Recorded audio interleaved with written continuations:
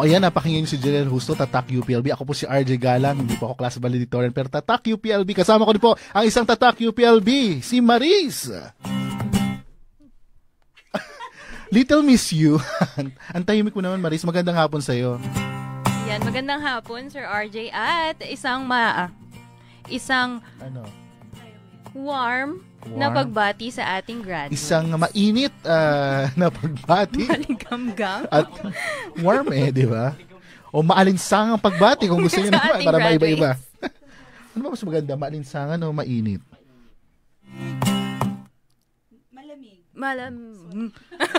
Ayan. Hirapan so tayo no? Tama. O hello po sa mga batchmates natin na nakatutok po sa ating programa. Again, live po tayo. May mga nakatutok sa Facebook. Meron din po sa YouTube. Ewan ko lang sa Zino Radio App kung meron na rin nakikinig. Oy, pero i-follow at subscribe niyo po kami sa ating YouTube channel, Facebook, pati sa Instagram at Twitter. Meron tumututok sa Zino Radio App. I-download yun na po kasi yan. No?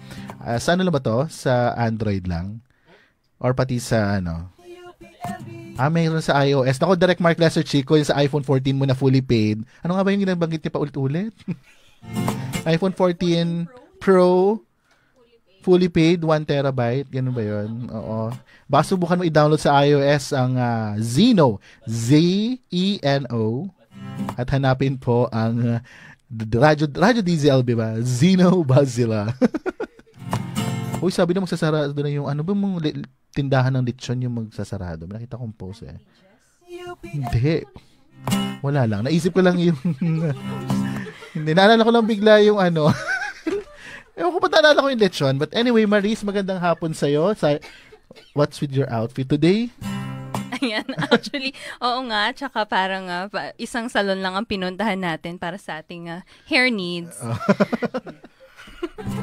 Kumusta naman kayo sa OVCRE? Bago ka mo ipakilala yung ating... Ayan, masaya, malamig, nanginginig na kami doon. Ayan, yes. Maraming pinaghabalan ngayon ng OVCRE. Nako, sobrang busy ng aking mga kasama. Hello po, magandang hapon sa OVCRE. Yung Tuesday kasama ko si VC nila. Nandun siya sa presentation of the Harmonized Science Communication Framework. Talaga napa-English ako doon, Sir Gary. Sir Gary, aka Alden Richards. Formal na formal. Iba talaga, palakpakan po sa mga bahagi ng Harmonized Science Communication Framework.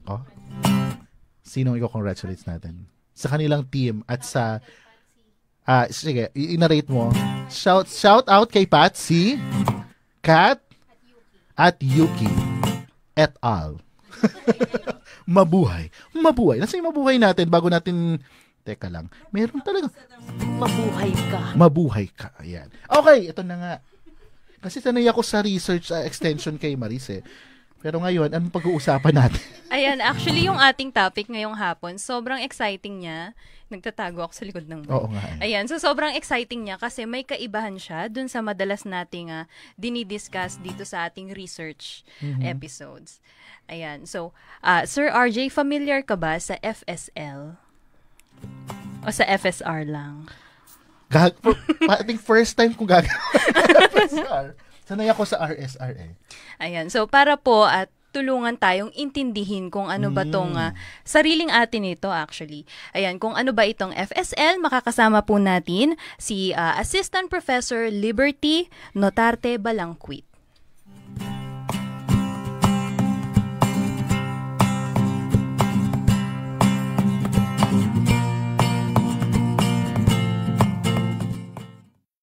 Isang magandang hapon. Dito sa Tuklas, marami tayong nagiging guest patungkol sa agrikultura, matematika, at teknolohiya. Pero ngayong hapon, magiging mas adventurous tayo at dadako tayo sa mga usaping pangwika.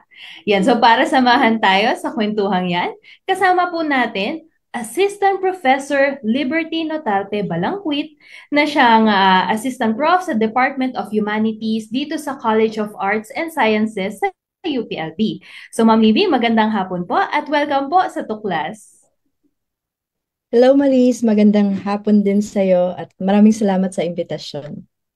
Yan, so dahil tayo nga ay mag-uusap tungkol sa very exciting na concept ng Filipino Sign Language. Bago po natin yun naapuntahan, matanong ko lang po para po sa mga hindi nakakaalam, paano at kailan po nagiging valid ang isang lengguwahe dito sa Pilipinas? Tricky question. Validity, no? Mag-focus ako sa Filipino Sign Language. So ngayon, halimbawa, ang pagkilala natin sa Filipino Sign Language bilang pambansang wikang senyas sa Pilipinas, naging popular siya nung napirmahan yung Filipino Sign Language Act noong 2018. Tama. So, ibig sabihin, kung legal at opisyal na estado ng wikang pag-uusapan, sabihin natin, formal itong kinilala noong 2018. Sa kaso naman ng Filipino bilang wikang pambansa, nagsimula ang pagkilala sa kanya noong 1935 lang. Pero bago pa dumating yung mga Kastila, meron na at meron tayong mga wika. At itong mga wika nito, hindi lang isa, no? Mga wika, napakaraming mga wika sa Pilipinas. So yung usapin ng validity, kung ang isang sistema ng komunikasyon ay ginagamit sa isang komunidad, maliit man o malaki, at nagagamit siya bilang isang sistema kumbensyonalisado, ibig sabihin naiintindihan siya ng dalawa o higit pa, no, ng mga tao at ginagamit siya para magkaintindihan, yun ay isang forma na ng wika. Tricky siya kapag pinag-usapan natin yung sign language in general. Bilang wika na gamit ng mga binging Pilipino, halimbawa, ang FSL, ang wikang senyas, matagal nang nariyan yung wikang senyas ng mga Pilipino. Sa totoo lang, may mahalagang aspeto ng wika na dapat tayong tingnan kapag sinubok natin yung quote-unquote validity niya. O sa kaso ng Filipino Sign Language, kapag tinignan natin yung written history ng Philippines, noong 1600s, yung pinakaunang recognition na mayroong wikang senyas. Ito ay sinulat sa isang tala tungkol sa Catholic indoctrination ni Pedro Chirino. Madalas, kapag nagbasa ka ng history ng mga sign languages, yung emergence niya, laging inaangkla dun sa emergence ng mga schools for the deaf. Pero sa kabuuan, no, ang wikang senyas ng mga binging Pilipino, matagal nang nariyan bilang isang forma ng komunikasyon. Pero sa tinawag ba natin itong Filipino Sign Language, matagal na hindi. Relatively, compared to spoken languages, sign languages are considered younger in terms of our recognition of sign languages as legitimate languages. Ayan. So, siguro maganda rin po, Ma'am Libby, na nagamit niyo yung term na legitimate. Kasi kapag siguro, sinasabi natin, hindi kailangan na may authority na nagsasabing wika yan o lingwahe yan. So, as long as ginagamit siya ng isang komunidad para magkaintindihan, para mag-communicate sa isa't isa, yan ay isang form ng wika. Ngayong Agosto ay pinagdiriwang natin ang buwan ng pambansang wika. So, ito, ang tema po niya ay ang Filipino at mga katutubong wika, wika ng kapayapaan, seguridad, at inklusibong pagpapatupad ng katarungan panlipunan. So para po sa inyo, bakit importante? Ano yung role ng pagkilala sa iba't ibang wika ng Pilipinas para sa pagbubuklod ng Pilipino daw po tungo sa mapayapa, ligtas at inklusibo na lipunan? So alam natin na multilingual ang lipunang Pilipino. Ibig sabihin mayroong more than 170 languages, diba, dito sa Pilipinas. So, para sa ating mga Pilipino na dumaan sa napakahabang kasaysayan ng pananakop, napakahalaga sa atin ang pagbubuo ng ating sariling identidad. Ang wika ay isang elemento sa pagbubuo ng identidad ng isang tao. Ang multilingualismo sa ating bansa, isa siyang napakahalagang reminder ng paglaban ng mamamayang Pilipino sa kolonyalismong Kastila at kolonyalismong Amerikano. Kapag pumunta ka sa mga komunidad, mga maliliit na komunidad sa Pilipinas, ang unang tulay ng pagbabahagi na ng mga tao, yung lokal na wika. Maaaring sa ngayon, isang bahagi ng populasyon na ang iniisip ay May mataas na prestahyo yung foreign language, yung English language for example, ano pa mang banyagang wika. Epekto yan ng colonial mentality. Pero kung pagkakaisa ang pag-uusapan at yung tinatawag nating pagbubuo ng spirit of community, kumbaga, nararamdaman natin iyan sa wikang ginagamit natin sa mga kontekstong sobrang komportable tayo. At nakakaramdam tayo ng warmth kapag nakikipag-usap tayo sa wikang sarili natin. So, kapag komportable tayo sa isang ekspresyon at sa kung paano natin ibinabahagi ang ating mga iniisip, doon natin nararamdaman ang totoong payapa. No? Kapag hindi tayo nabubulol sa mga gusto nating sabihin, doon tayo nakakaramdam na ligtas tayo sa anumang circumstance, takot, o pangamba na baka hindi tayo maintindihan. Matagal na tayong nabubuhay sa multilingualismo. No? So kung anumang kahirapan ang naranasan natin ngayon ng mamamayang Pilipino, marami itong mga naging ugat. Pero hindi kailanman nagiging ugat ng kahirapan yung pagpapanatili ng mga wika sa bansa. I think dito po sa usapan natin ngayong hapon, itong yung pagiging komportable, pagiging ligtas, nag-a-apply din siya hindi lang sa spoken language, kundi sa signed na Oo, language. Yan. At dahil ito po ay ang research na episode ng Tuklas, kamakailan lang ay present niyo po itong inyong research na pinamagatang Filipino Sign Language Numerals and the Expansion of Deaf Linguistic Repertoire. So, maaari niyo po bang ipaliwanag sa amin kung tungkol saan po ito? Okay, so para may paliwanag, bigyan ko lang sa iyo yung research context. So sa ngayon, bahagi siya ng isang malaking PhD research na pinupondohan ng Amsterdam Center for Language and Communication. So ang pinag-aaralan ko ay ang focus language ay Filipino Sign Language. Ang focus domain ay numerals, so kung paano sinisenyas ang mga numero, at saka yun ay sa word level, as a lexical level. And then meron ding sa sentence level, ang focus ko naman ay paano sinisenyas yung hindi, yung wala, or kahit anong form ng negation sa Filipino Sign Language. Yung presentation ko sa Department of Linguistics, ito ay tungkol sa kung paano ang numero kasi Maris, kahit sa spoken languages, it is a domain of language that resists variation. So ibig sabihin, usually mayroon tayong mga specific forms na nagbabago over time. Pero kapag nagbago siya, malaking pagbabago. Ibig sabihin, may replacement na nangyayari. Sa kaso ng Filipino Sign Language, nag-i-exist sila at the same time. So, bigyan kita ng example, Maris. Ano sa tingin mo itong number na to? Sa akin, Washington 3. Okay, 3, di ba? Sa sign language, sa Filipino Sign Language, 6 ito. 6. This is 7. This is 8. This is 9. And then this is 10. Ngayon, ano sa tingin mo ang number 16? Sa tingin mo, gagamit ka ng element ng 6? Sa sign language, gagawin mo siya by doing a specific movement anchored to the shape of 6. So, halimbawa ito, 6, and then 16. So, ito yung 16. Ito, 7. Ito, 18. Ito, 19. And so on. Ngayon, itong form na to, 16 siya, di ba? Pero meron ding another form. Ito, 16 din to. Okay, see the difference in the movement. Ito, 16 din to, no? So you have two forms now of 16. Ito, 16 din to. 1 and then 6. Ang tawag dito ay sequential signing of numbers.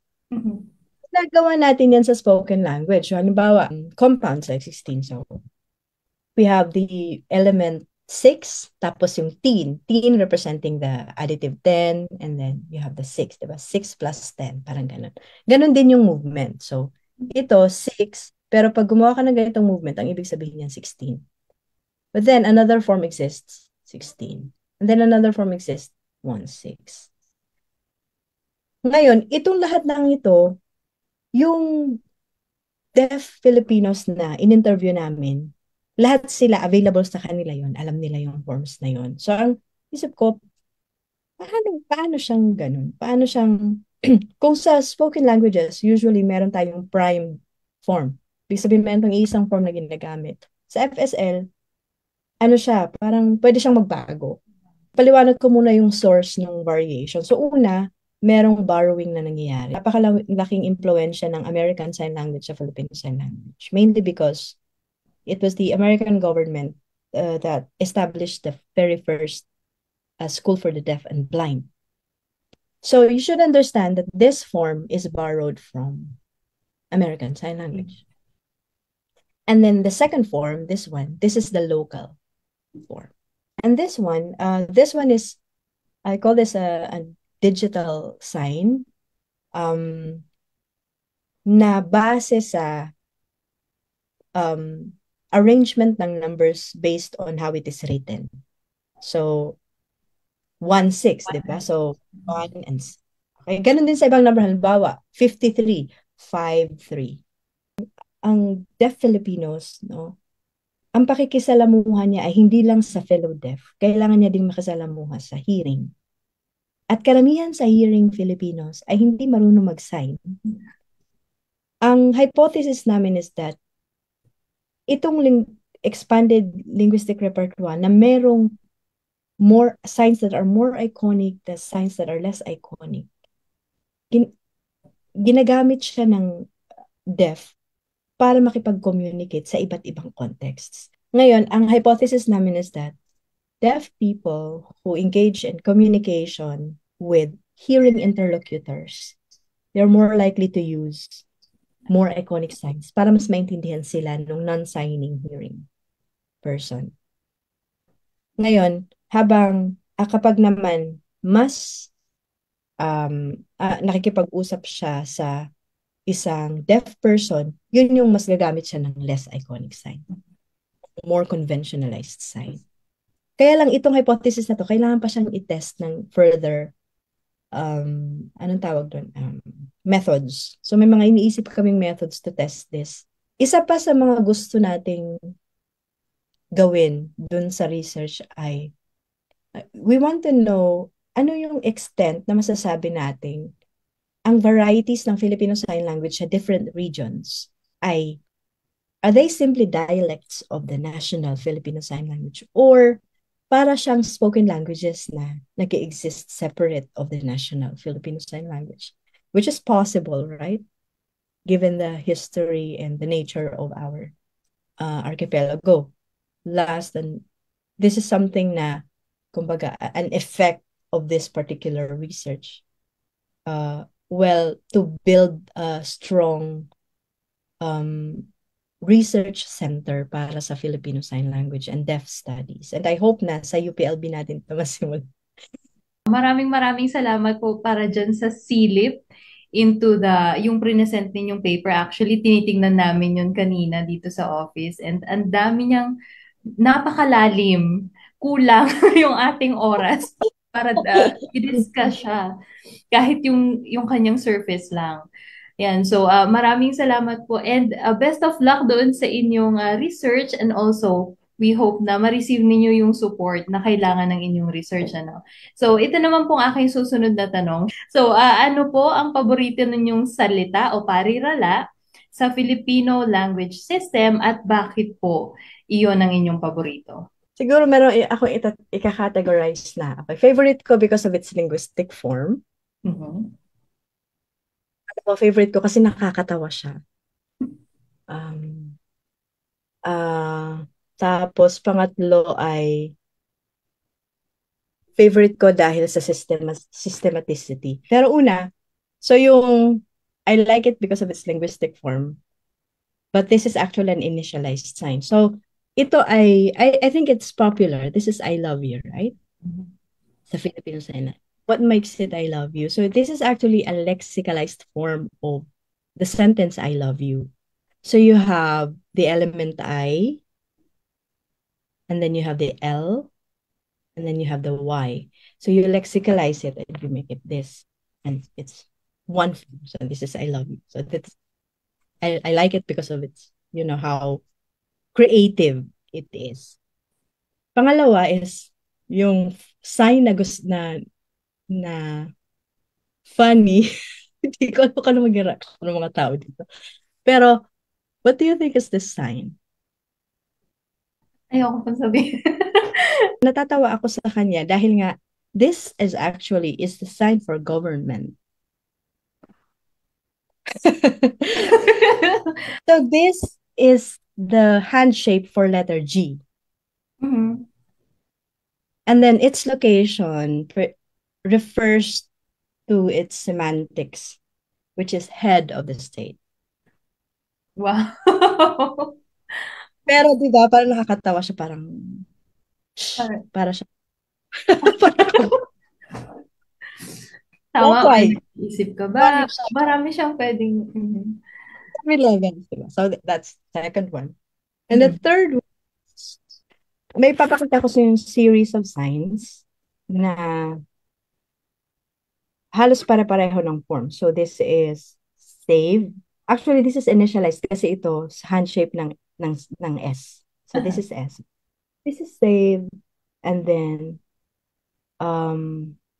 this is liberty. So, parang freedom. And then, this is independence. So, makita mo yung contrast ng pag-save ng something, no? Pag-close. And then, when it comes to freedom, no?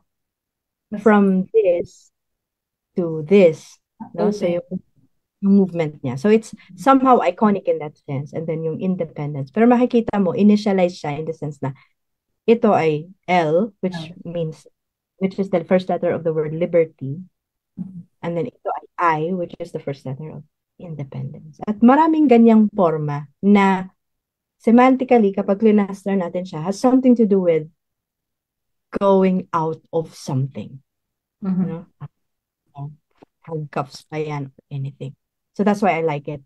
And napakarami, actually, kung mag-aaral ka ng sign language, kahit sa ibang mga bansa, napakaraming mga ganong clusters of meanings na parang mapapadali sa'yo na pag-aralan yung sign kasi merong ganoong clustering ng mga forms. Ayan, so sa mga manonood, sana sila ay napaisip at na-inspire. So, para naman po sa mga nais matuto ng FSL, may tips po ba kayo? O kaya may mga maire-recommenda po ba kayong mga lugar o institusyon na nagtuturo po nito? Nandiyan ang LaSalle St. Benilde. No? Meron talaga silang BA program para sa deaf studies, which is good, and also for interpreting. Pero sa mga regions, merong mga training centers para sa Filipino Sign Language. Sa tingin ko, if you want to pursue, studying Filipino Sign Language or learning Filipino Sign Language, the best way to do it is to learn with deaf teacher. Yan ang i-recommend ko kahit sa mga institutions, no? Hire deaf teachers to teach Filipino Sign Language because, well, the students will be compelled to actually use sign. Kasi ang tendency natin bilang hearies, ang tendency talaga natin bumalik dun sa kung anong sinasalita natin. So, bago po namin kayo pakawalan, meron po ba kayong mga huling paanyaya o mensahe para sa ating magiging viewers? Hopefully, matanggal na sa atin yung mga negative connotations ng salitang bingi. At ma-recognize natin na ang komunidad ng mga bingi sa Pilipinas ay isang komunidad na may sariling wika. At derogatory na sa ngayon na gawin natin isang derogatory reference ang pagkabingi. Sana mas marami pa tayong maging ganitong mga discussions dahil ang Filipino Sign Linguistics ay isang emerging subfield pa lang ng Philippine Linguistics. So, hopefully, sa future, marami pang mag-aaral, especially mga deaf mismo na scholars. Mga Pilipinong bingi mismo yung mag-aral ng wika, ng wikang senyas. Yan. So muli, maraming salamat po, Assistant Professor Liberty Notarte Balangquit ng Department of Humanities dito sa CAS, UPLB at magandang hapon po. Yun, Maris. Ayan, Sir RJ. So, sana mas marami tayong natutunan tungkol dun sa mga diniscuss ni Ma'am Libby, no? And actually, para sa ating mga nanonood, dito po, habang pinapanood natin yung ating naging interview, ay tinatry naming i-figure out kung paano i-sign ng iba't ibang words. Yan. And actually, super exciting nitong FSL. Interesting. Kasi siya pala yung, kung nanonood kayo ng balita, siya pala yung ginagamit dun sa small box. Yeah. Sa Kasi news. nasa ano na siya actually, nasa batas na siya. No, dapat kapag ikaw ay nagbo-broadcast, lalo na sa free TV, ay meron ng FSL. Buti tayo free online pa lang. Hindi pa tayo hinahanapan. Pero I think maganda yun para maging inclusive nga, no? Na, ang tanong lang, meron na ba tayong ganun sa UPLB? Ayan, so ayon dun sa kwentuhan namin ni Ma'am Libby, yun yung kanilang hope na magkaroon tayo ng center kung saan pwedeng mag-aral yung ang mga tao nitong Filipino Sign Language o FSL. May mga tanong dito, paano kung wala ang government noong tinuturo ng mga daliri? Kasi meron kasi kanina, no? Si Sir Chico may tanong nun. Sasagutin mo ba? Ayan, so inonote po natin yan at ipapasa po natin yan kay Ma'am Libby na nasa Netherlands ngayon, by the way. So maraming salamat po sa pagpapaunlak. Ano oras yung interview sa aming niyo doon? interview? Hindi naman very late, mga 10 a.m., 9 a.m. Pero syempre yung communications namin sa kanya, madaling araw niya nare-receive. Kasi morning sa atin. Okay, maganda yung ating na-discuss ngayon, ha? Bago yun, ha? Hindi lang madalas sa hard sciences or physical sciences at biological sciences ngayon. Social science siya, di ba? Usapang wika. Okay, so may mga ipaalala ba tayo, Maris, mula sa inyong himpilan, sa inyong opisina? Ayan, mula sa mga nakatataas, isang announcement lamang po, ang Department of Agriculture, Bureau of Agricultural Research o DABAR ay tumatanggap na muli ng Research for Development proposals na patungkol sa livestock and poultry, corn, cassava and soybean, high-value crops at organic agriculture na very matunog ngayon dito sa ating university, no? Ang mga detalye po para sa pagsusumite ng ating proposals ay matatagpuan sa Facebook page ng OVCRE. So magpunta lamang po sa UPLB Research and Extension. Yan. So ang deadline po ng proposals ay sa katapusan ng buwan, August 31. Pwede pang humabol yung mga gusto magkaroon ng grant to, no? Yes. Magkano to?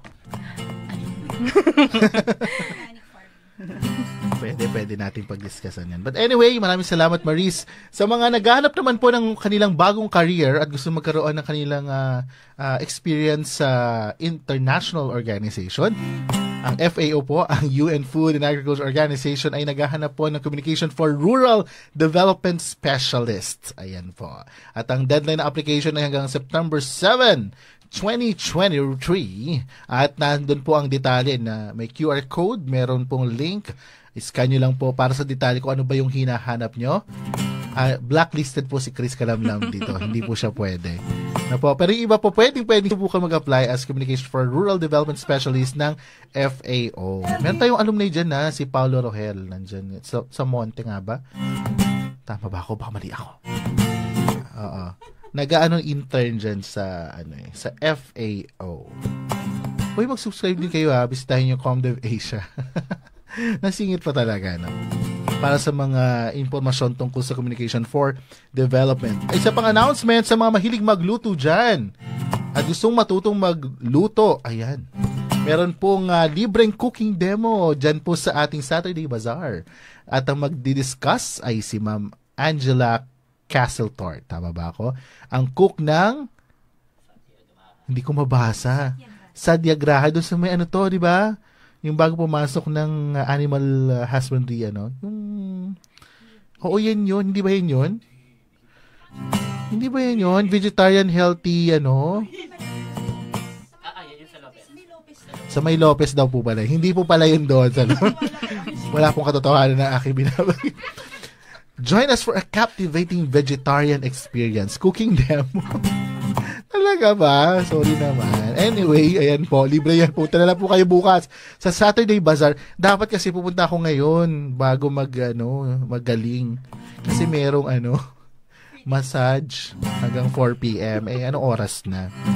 Wala na. 7 minutes na. O, tina tayo. Ganun talaga buhay.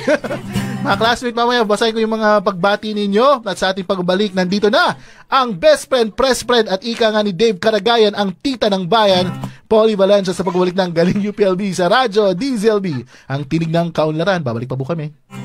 Galing UPLB, Galing UPLB, Galing UPLB.